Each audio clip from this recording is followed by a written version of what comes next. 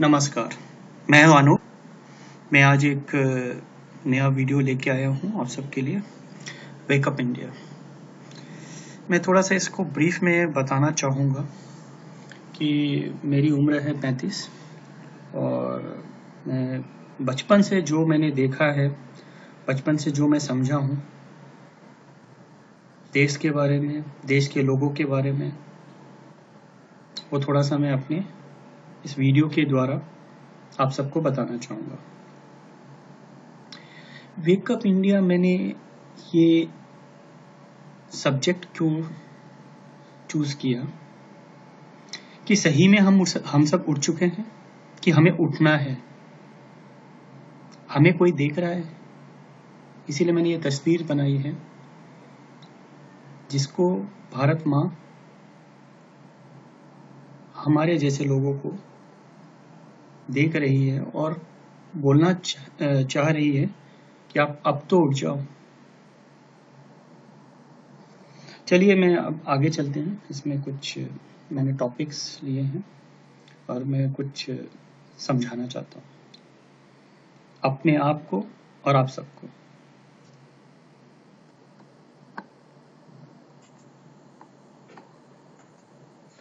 इसमें इंट्रोडक्शन में है कि देश को 67 इयर्स हो गए आज़ादी मिलके। तब भी काफ़ी इंडियंस, काफ़ी लोग अभी भी पुअर हैं, गरीबी रेखा से नीचे जीवन व्यतीत कर रहे हैं। उसमें से ज़्यादातर फार्मर्स हैं और ज़्यादातर हिंदुस्तानी बाहर नौकरी के लिए काफ़ी इंटरेस्ट रखते हैं।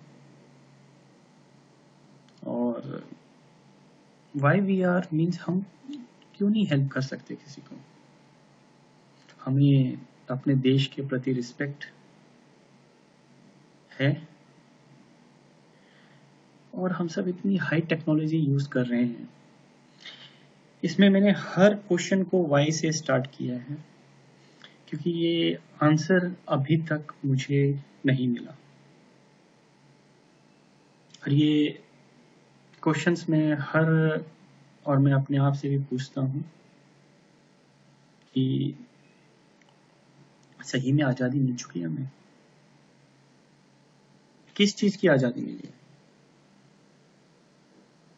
हम सही में जी सकते हैं ठीक से? जब हम देखते हैं कितनी गरीबी है, कितने अमीर लोग हैं, तब भी हमारे देश में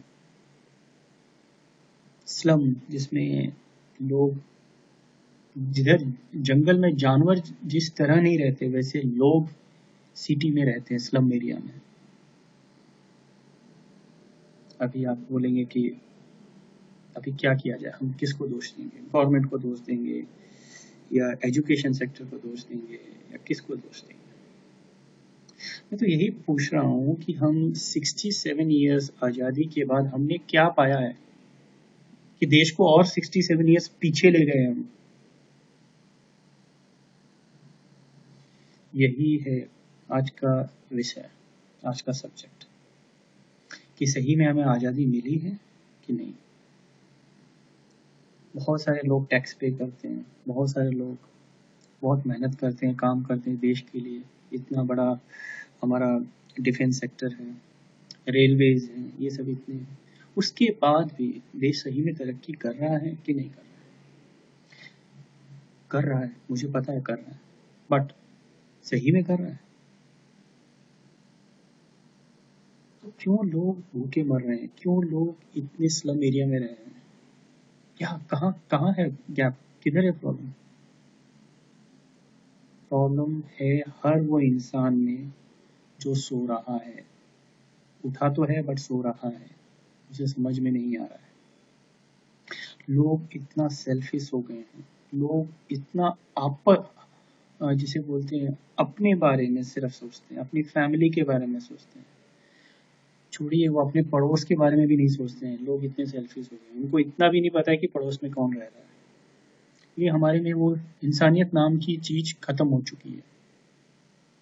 हम ना ही किसी को हेल्प करना चाहते हैं, ना ही किसी से हेल्प लेना चाहते हैं, ना ही हम किसी पे ट्रस्ट करेंगे। ये सब आज की दुनिया में हो रहा है।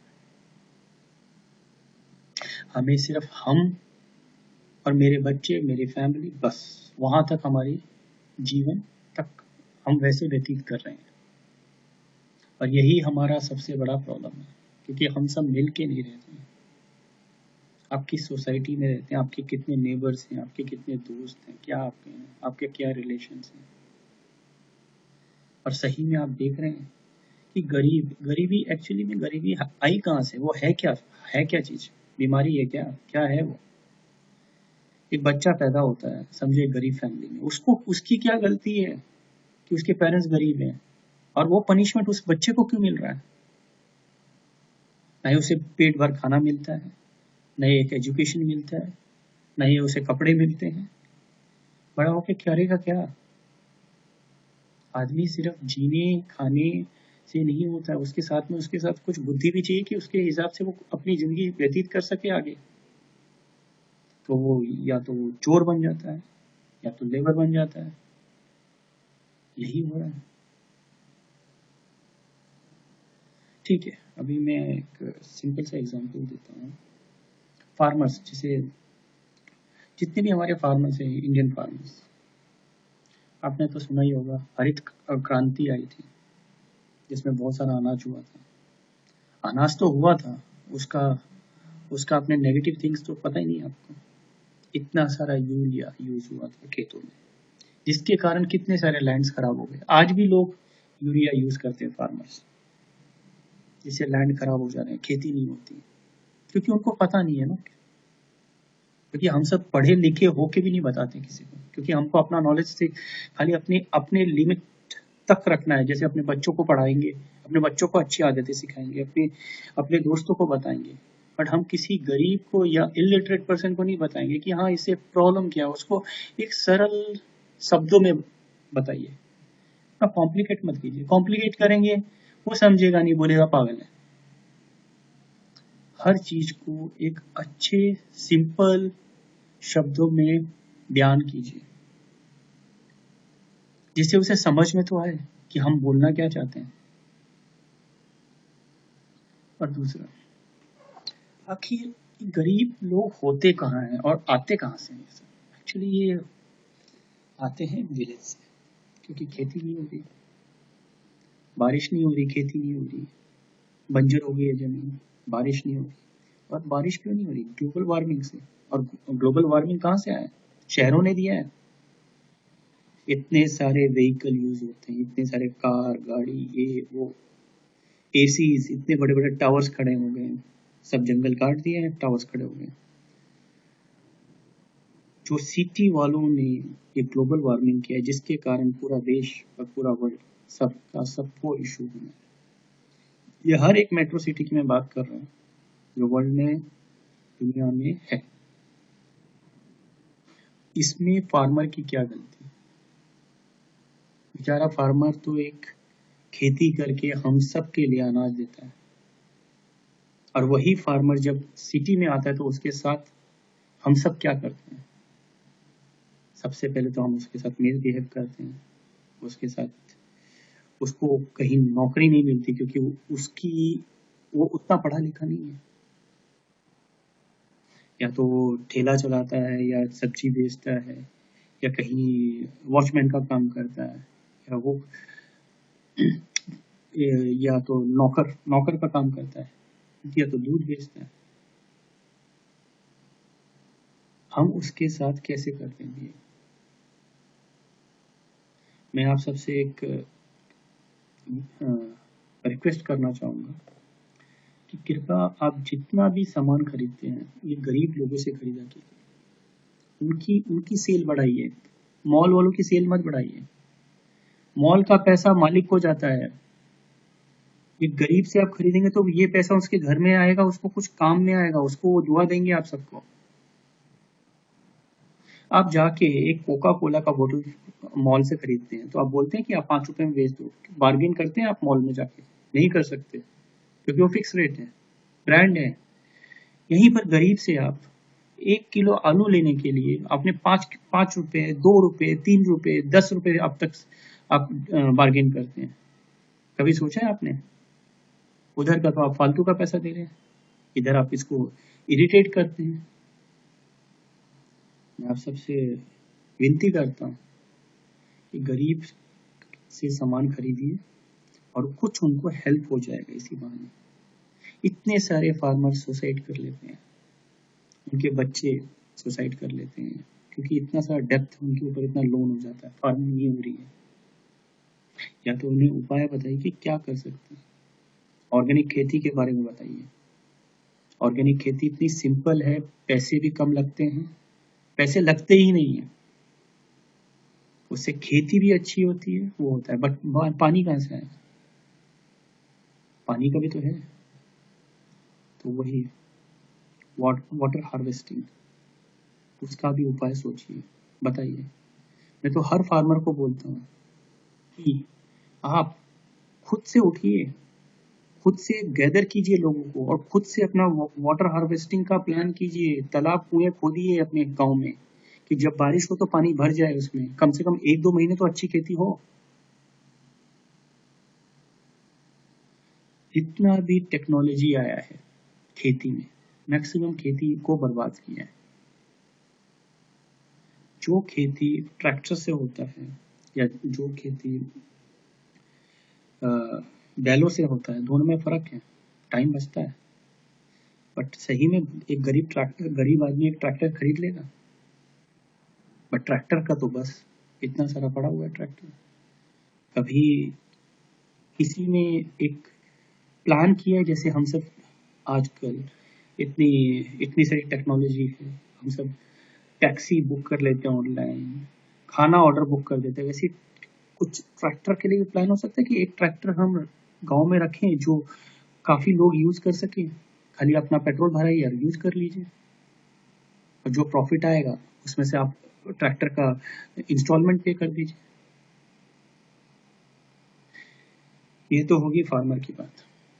अभी दूसरा है कि इंडियन सबको ओवरसीज की नौकरी, मतलब विदेशों की नौकरी में क्यों इंटरेस्ट ज्यादा रहता है? क्योंकि उन्हें पैसा ज्यादा मिलता है, कम समय में ज्यादा पैसा मिलता है, जिसके कारण हमारे जितने भी अच्छे, जिसे बोलते हैं ना अच्छे दिमाग वाले, अच्छे स्किल्स वाले, वैसे लोग देश के लिए नहीं, विदेश के लिए काम कर रहे हैं। हमारे डॉक्टर, इंजीनियर्स हैं, हमारे विद्वान हैं, ऐसे लोग हमेशा बाहर जाके उनके देश के लिए, देश की टेक्नोलॉजी बढ़ाते हैं, उनके देश की वो एडवाइस देते हैं आगे करने के लिए, और वही चीज हमारे देश में नहीं है। कुछ लोग हैं काम कर रहे हैं उस पर, मैं भी उस पर काम कर रहा हूँ। और दूसरा एक और चीज हो गया कि हम सब एक दूसरे को हेल्प भी नहीं कर रहे हैं आज की डेट में। सिर्फ जब तक मैं आपको जानता नहीं हूँ, जब तक आप मेरे दोस्त नहीं है, जब तक आप मेरे रिलेटिव नहीं हो, तब तक मैं आपको हेल्प नहीं करूंगा। ऐसी मेंटेलिटी हो चुकी है इंडियंस की। और दूसरा कि हम लोग, जैसे हम सब इंडियंस हैं, हम नेशन को रिस्पेक्ट देते हैं किस वे में? खाली गालियां देते हैं कि ये नहीं है, वो नहीं है, फैसिलिटी ये नहीं है। आपने कभी सोचा है क्यों नहीं? नेशन में तो आप भी आते हैं, आप अपने आप को गाली दे रहे हैं। यही मैं पूछना चाहता हूँ कि जो देश को गाली देता है वो अपने आप को गाली देता है। देश के अंदर आप हैं, आप देश में नहीं है। और एक लास्ट पॉइंट है, सही में जो ये अपनी हाई टेक्नोलॉजी वो अपने देश को आगे बढ़ाने में काम आ रहा है कि नहीं आ रहा है? चलिए आज गरीबी, पुअर, 3 चीज तो हमेशा सबको लगती है, जैसे खाना, कपड़ा और मकान, ये तो सबने सुना होगा। गरीबी एक ऐसी चीज है कि आदमी सरवाइव किया तो ठीक है, न तो मौत निश्चित है। क्योंकि क्योंकि आदमी हमेशा यही सोचता है कि इस देश में मेरा अस्तित्व क्या है। मैं समझो इस देश में जन्म लिया हूँ, एक गरीब फैमिली में जन्म लिया हूँ, मेरे पास खाने के लिए खाना नहीं है, तो मैं पढ़ाई कैसे करूँगा? मैं टेक्नोलॉजी कैसे यूज़ करूँगा? स्कूल खुल गए हैं, इस गरीब गवर्नमेंट ने स्कूल खोल दिए, उसमें मैं जाके पढ़ रहा हूँ, मेरे को नौकरी मिलेगी उस बेसिस पे? मेरे को कुछ मिलेगा कि नहीं? यही मैं जानना चाहता हूँ कि आज की एजुकेशन सेक्टर में समझो हम गरीब को पढ़ाते हैं या वो करते हैं, उस लेवल तक आ जाएगा जो लेवल आज की डेट में लेवल मेट्रो सिटी में है? नहीं, मैं तो बोलता हूँ नहीं। तो इसके से मैं यही पूछना चाहता हूँ कि हमें गरीबों को एक ऐसा एजुकेशन भी चाहिए जो उसको उसके पाँव पे इंडिपेंडेंट खड़ा होने के लिए अवसर दिया जाए, क्योंकि गरीब आदमी पैसे कैसे कमाएगा, किस बेसिस पे कमाएगा? या वॉचमैन बनेगा इसलिए? क्यों वॉचमैन कभी सपने नहीं देख सकता कि मुझे एक दिन बड़ा आदमी बनना है, मेरे को इससे भी ऊपर आना है? कि उसके बच्चे नहीं पढ़ सकते क्योंकि उसे इनकम उसकी कम है? तो एजुकेशन भी एक ऐसा है कि it is a free of cost of all the level. आपका जितना भी एजुकेशन, चाहे वो अमीर बच्चे हों या गरीब बच्चे हों, सबको एक ही लेवल में एजुकेशन मिलनी चाहिए। समझो मैं इसमें गलत हूँ? आप बताइए। क्योंकि बहुत सारे गरीब बच्चे में भी पढ़ाई करने का इंटरेस्ट होता है, उनका माइंड ज़्यादा शार्प होता है, क्योंकि उन्हें हमेशा लिमिटेड रिसोर्स में काम करते हैं। वो सब एक ही रोटी मिलती है खाने को, थोड़ा ही सब कुछ मिलता है, उसी में उठना है, उसी में अपने माँ बाप को या बच्चे को या जो भी उसके भाई बहन है उन सबको देखना पड़ता है। तो उनका माइंड बहुत लिमिटेड हो जाता है, वो सोचते ज़्यादा है, काम ज़्यादा करते हैं। तो मेरे हिसाब से एजुकेशन सबका एक लेवल में होना चाहिए। और एक और चीज़ मैं पूछना चाहूँगा कि इसके पीछे कॉज क्या है? कि हम आज़ाद तो हो गए हैं, जो जितने भी ये सब गरीब हैं जो स्लम एरिया में रहते हैं, इनका क्या सॉल्यूशन क्या होगा कि इनको अच्छी फैसिलिटी दे दी जाए, गरीबी मिट जाएगी? नहीं, एक तो पॉपुलेशन, इनको अवेयरनेस नहीं है कि फैमिली प्लानिंग क्या होती है, इन्हें अवेयरनेस नहीं है कि हमें बड़ी फैमिली से क्या क्या प्रॉब्लम हो सकते हैं। ये चीज़ बताना पड़ेगा, सिखाना पड़ेगा, समझाना पड़ेगा। बड़ी फैमिली भी एक गरीबी को लाने में सहायक होता है। ठीक है, चलिए आपको आगे ले जाएंगे। नौकरी लोग हाई इनकम के लिए या लग्जरियस लाइफ के लिए और सेविंग के लिए, जो फ्यूचर के लिए सेविंग करना है, बट वो सही में कुछ कंट्री के लिए या सोसाइटी के लिए कुछ करते हैं? जो हाईली इनकम सैलरी पे करते हैं और टैक्स पे करते हैं, मुझे पता है टैक्स कट जाता है और टैक्स चला जाता है गवर्नमेंट के फंड में, और गवर्नमेंट का तो आपको पता ही है। मैं ये जानना चाहूँगा कि आप सब जितने भी जो हाईली सैलरी इनकम वाले लोग हैं, जिनकी लाइफ बहुत लग्जरियस है और वो सही में अपने देश से प्यार करते हैं, तो कृपया आप अपने जितनी भी डेली यूज़ की वस्तुएं हैं, सामान हैं, वो एक या तो इंडियन कोई गरीब से परचेज करें, ग्रॉसरी शॉप से परचेज करें, और हो सके तो इंडियन प्रोडक्ट यूज़ कीजिए। कि ये जो पैसा आप एक्सपेंस करेंगे वो किसी के, इंडियन के लिए या कोई देश के नागरिक के लिए इस्तेमाल में आएगा, जिससे क्या देश आगे बढ़ेगा। हमारे जो कंपनीज हैं, हमारी जो फैक्ट्रीज हैं, हमारे जो देश के फैक्ट्रीज हैं, उनको पैसा जाएगा, और वो जो पैसा जाएगा, और मैं बोलना चाहूँगा, जितने भी आप पैसे फिक्स डिपॉजिट करते हैं या कुछ आपके इंश्योरेंस पॉलिसीज हैं, ये सब आप सब हो सके तो आप इंडियन कंपनीज में जाइए। कि जो इंडियन कंपनी जैसे LIC है, आपका बैंक ऑफ इंडिया है, SBI है, इन सब में क्या है कि ये जो भी पैसा कलेक्ट होता है तो ये देश की फैसिलिटीज के लिए बोलते हैं, पीपल की बेनिफिट्स के लिए वो इस्तेमाल किया जाता है। जैसे आपके रेलवे ट्रैक हैं, आपके ब्रिजेस हैं, ये हैं, क्योंकि LIC का बहुत बड़ा रोल है हमारे डेवलपमेंट के लिए, हमारे देश का डेवलपमेंट के लिए। जो इतना उन्होंने फंड किया है रोड बनवाने में, साफ पानी पीने के लिए इन्होंने LIC SBI ने बहुत सारा पैसा देश के डेवलपमेंट में यूज किया है। सपोज आप पैसा आप डालते हैं कोई फॉरेन कंपनीज के बैंक में, या वो पैसा आखिर इंडिया में ही आएगा, बट वो क्या करेंगे, इंडिया में इन्वेस्ट करेंगे बट उसका इंटरेस्ट लेंगे। हमारा ही पैसा हमको ही देके हमसे ही इंटरेस्ट ले रहे हैं।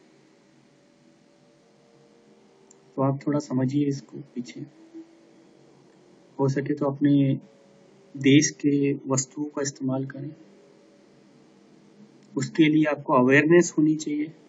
आपको हर जगह हर ज्ञान आपको नेट पे मिल जाएगा कि कौन सी इंडियन कंपनी है, क्या प्रोडक्ट है, और हर चीज मिलेगा, हर सेक्टर में मिलेगा, चाहे वो ऑटोमोबाइल्स हो या आपके खाने पीने की चीजें हों या आपके डेली के कॉस्मेटिक्स हों। बहुत सारे इंडियन कंपनी हैं जो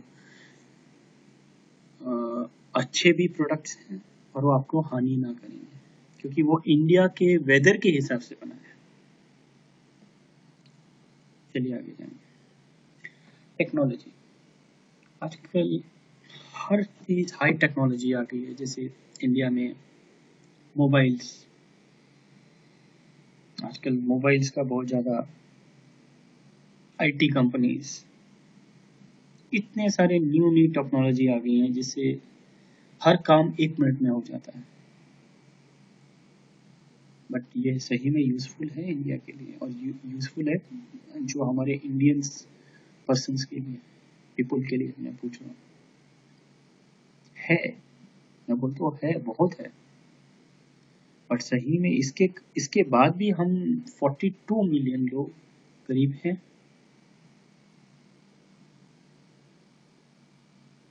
क्यों, ऐसा क्यों?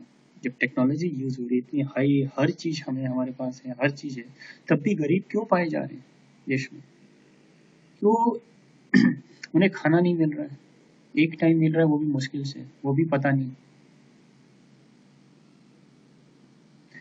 मैं आपसे जानना चाहूँगा। टेक्नोलॉजी यूज करते हैं आजकल की, अब फोन है, व्हाट्सएप है, फेसबुक है, ट्विटर है, ये है, वो है, फलाना फलाना सब कुछ है। तो सही में ये टेक्नोलॉजी यूज हो रही है, अवेयरनेस पता चल रहा है लोगों को? लोग खाली नॉलेज ले लेते हैं। मैं इसलिए ये वीडियो बनाया कि मैंने कुछ समझा अपने 35 साल में कि हाँ, कितने गरीब हैं आज भी लोग, इतनी गरीबी लाइन से जी रहे हैं, उनको खाना नहीं मिल रहा, उनको रहने के लिए नहीं है, उनके बच्चों का क्या होगा? कुछ हार मान के सुसाइड कर लेते हैं। उनको लगता है कि अब इस दुनिया में हमें जीने का कोई हक नहीं है, क्योंकि हमारे पास कुछ नहीं है। क्या करें, खाली ये शरीर है, शरीर त्याग देते हैं। Technology is used for only for benefit for medium class और may be richer class, it's not use for poor people at all. वो फोन क्या रखेगा जिसको खाने के लिए खाना नहीं है? फिर technology is only use for this. But यही टेक्नोलॉजी आप लोगों को इंफॉर्मेशन के हिसाब से, लोगों को कुछ फार्मर्स को या लेबर्स को या कुछ ऐसा नॉलेज दीजिए जिससे उनकी लाइफ स्टाइल चेंज आए और वो अच्छा जीवन व्यतीत कर सके। उन्हें पता नहीं है तब भी कर रहे हैं।